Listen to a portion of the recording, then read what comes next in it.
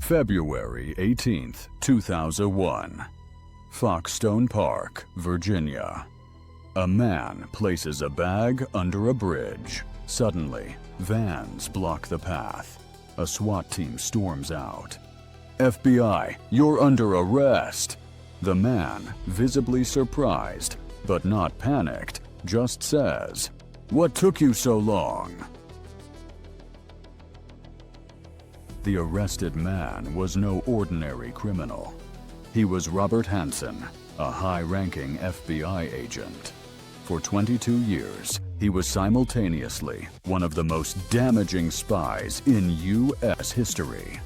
His betrayal led to the execution of agents and compromised the nation's most secret operations. The Department of Justice called it the most disastrous intelligence failure in U.S. history. Outwardly, he was a patriotic agent, a deeply religious family man. In secret, he was Ramon Garcia, a master spy. The central question is not just what he did, but how he could do it. How could a man who maintained the appearance of loyalty and piety become the architect of such a monumental betrayal right under the noses of the world's best spy catchers? To understand the traitor, one must deconstruct the man. Robert Hanssen joined the FBI in 1976. To his colleagues, he was a gray, almost invisible figure. They called him the mortician, sullen, colorless, socially awkward. He was considered a competent technician, but a mediocre agent with weak leadership skills. This very perceived harmlessness was his greatest strength. The FBI system, geared toward hunting external threats, created a niche for him. Because he was considered insignificant, he was often relegated to positions that required minimal oversight. His mediocrity was the perfect camouflage. The psychological roots run deep. His father, a Chicago police officer, systematically humiliated him to ensure his son developed no self-esteem. These experiences left an insatiable desire to prove his intellectual superiority. Early on, he escaped into the world of espionage, devouring books about double agents like Kim Philby.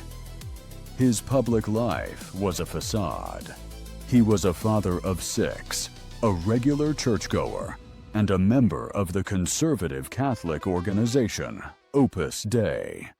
But behind this pious mask, he spent tens of thousands of dollars from the Russians in strip clubs and even installed a camera to let a friend watch him sleep with his wife. The motivation?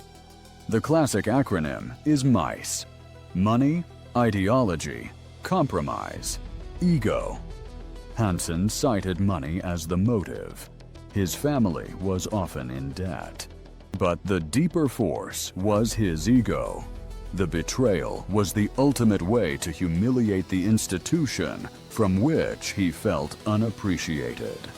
As one investigator put it, he wanted to be James Bond, but the FBI had made him a librarian. Just 3 years after joining the FBI, he took the first step. Hanssen's espionage career unfolded in 3 phases. Phase 1 began in 1979.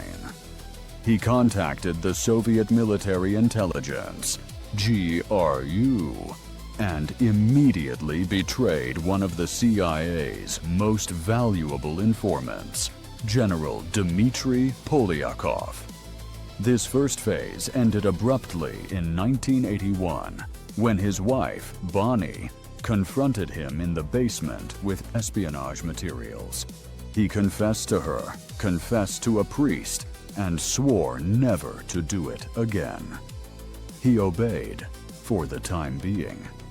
4 years later, on October 1st, 1985, the second and most devastating phase began. Hanssen sent an anonymous letter to the KGB. As proof of his value, he delivered a bombshell: the names of KGB officers Valery Martinov and Sergei Motorin, who were secretly working as double agents for the FBI. The betrayal sealed their fate. They were recalled to Moscow and executed. Now, it became absurd.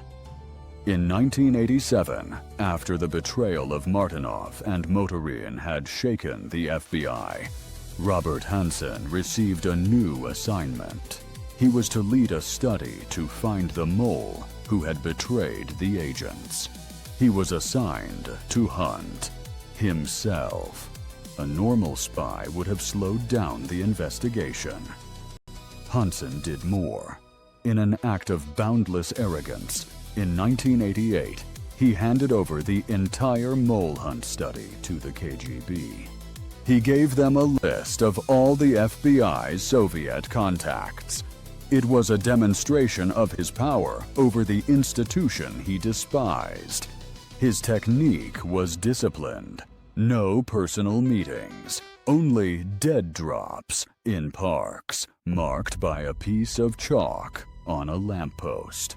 In 1989, he sabotaged the next operation. The FBI was on the verge of arresting State Department official Felix Bloch. Hanssen warned the KGB, which immediately broke off contact with Bloch. The investigation went nowhere.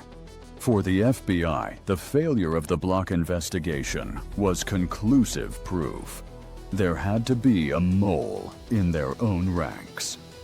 Ironically, with this sabotage, Hanssen had truly triggered the hunt for himself. After the collapse of the Soviet Union in 1991, Hanssen went dark. He feared being exposed in the chaos. In 1994, there was an apparent solution. The arrest of CIA mole Aldrich Ames explained many losses, but not all of them. Investigators determined that Ames could not have had access to the information in the Bloch case or the betrayal of a secret tunnel under the Soviet embassy. The terrible truth was, there was a second mole. The hunt began anew, and it focused on the wrong man. For nearly 3 years, the highly decorated CIA officer Brian Kelley became the prime suspect. His life was destroyed. The investigators suffered from extreme confirmation bias. When Kelley passed a polygraph test, they took it as proof that he must be a master spy to beat the machine.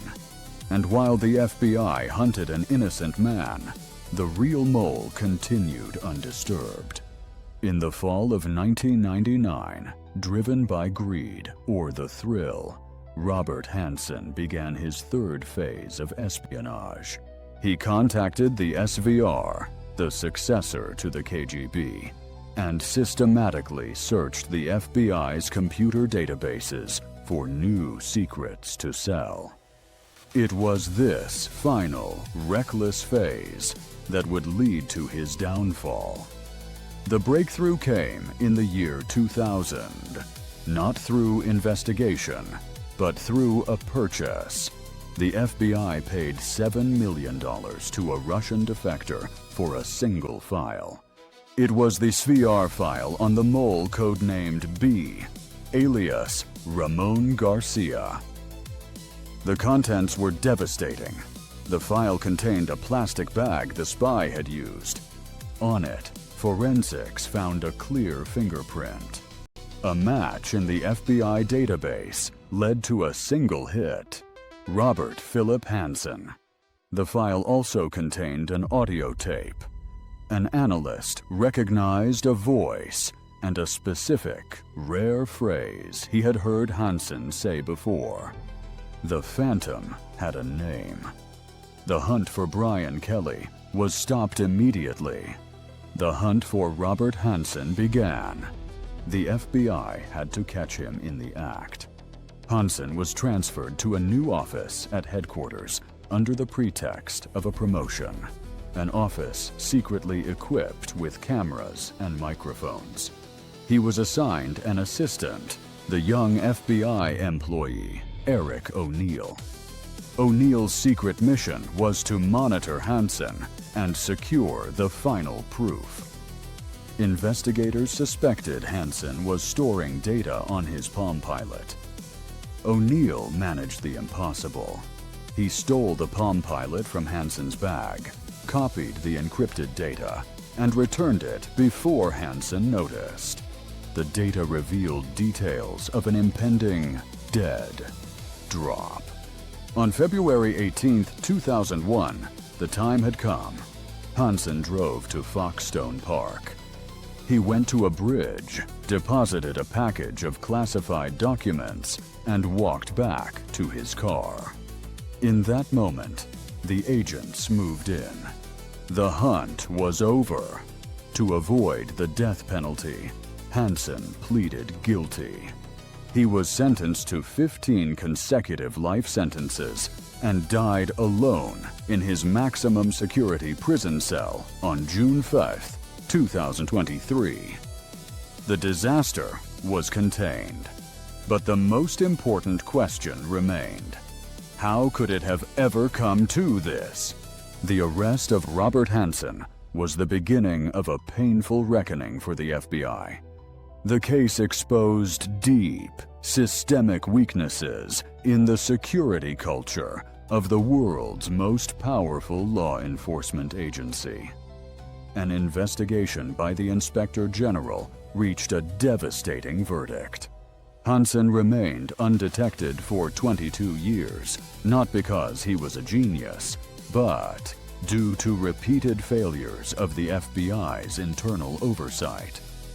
The report exposed a culture that was dangerously based on trust and systematically underestimated the threat from within, the Unner threat. The failures were fundamental. First, there were no financial controls. Hanssen received over $1.4 million in cash and diamonds without his finances ever being reviewed. Second, no mandatory polygraph tests. Unlike the CIA, Hanssen never had to undergo a polygraph test in 25 years of service. Third, lax its security. Hanssen could search the FBI's computer databases at will. He even searched for investigations into moles and for his own name without triggering any alarms. Fourth, fragmented responsibility. Warning signs, like the report from his brother-in-law, who had noticed large amounts of cash on Hanssen as early as 1990, were not systematically pursued. The shock of the Hanssen case forced the FBI into a radical rethinking. It was the end of the era built on belief in the unwavering loyalty of its own agents. The paradigm shift was painful, from a trust-based culture to a mistrust-based insider threat model. The assumption was no longer that the threat comes from outside, but that the most dangerous enemy may already be inside. Concrete reforms followed. A new Central Security Division was created. A permanent penetration unit was established, whose sole job is to proactively hunt for moles within their own ranks. Financial controls and risk-based polygraph tests were introduced. Robert Hanssen's greatest legacy is not just the immense damage he caused. It is the fact that he forced the FBI to abandon its most fundamental and vulnerable assumption, the unconditional loyalty of its agents. His betrayal is the reason why modern security programs operate on the principle, trust is good, control is better.